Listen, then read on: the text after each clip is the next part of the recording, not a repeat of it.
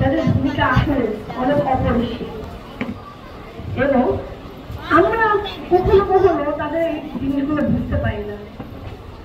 আমাদের যারা মা বাবা আছে তো আমরা মাঝে মধ্যে অনেক রাগারাগি করি, তুমি আমাকে এটা করতে দিলে না, তুমি আমাকে এটা কিনে দিলে না, আমি তোমার সাথে কথা বলবো না।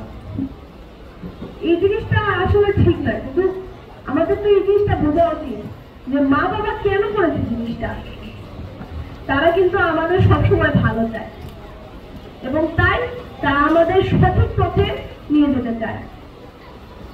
তো আমি একটা আমার অভিজ্ঞতার কথা একটু শেয়ার করতে চাই।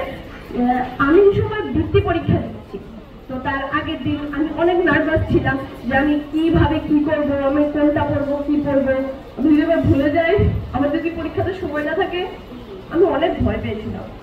কিন্তু আমার মা বাবা আমাকে অনেক পরিমাণ মোটিভেশন দিয়েছে, তাদের জন্য আমি অনেক মোটিভেটেড হয়েছিলাম এবং আমি পরের দিন সময় পরীক্ষা দিয়েছি, আমি কিন্তু আমার অনেক কিছু কমন করেছে।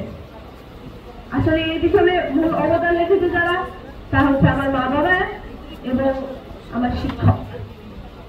তো আমার আসলে অনেক ভয় লাগতো পরীক্ষা দেওয়ার সময় যে আরো আমি কি করব, আমি এটা করবো না, আমি ওটা করবো। তো এই সব সময় আমার যে শিক্ষক এবং আমার মা বাবা তারাই আমার সবার প্রথমে আমাকে সাহায্য করেছে।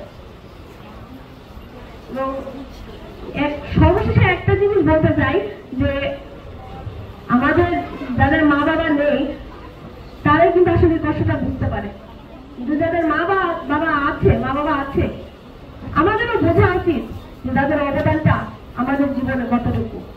ধন্যবাদ।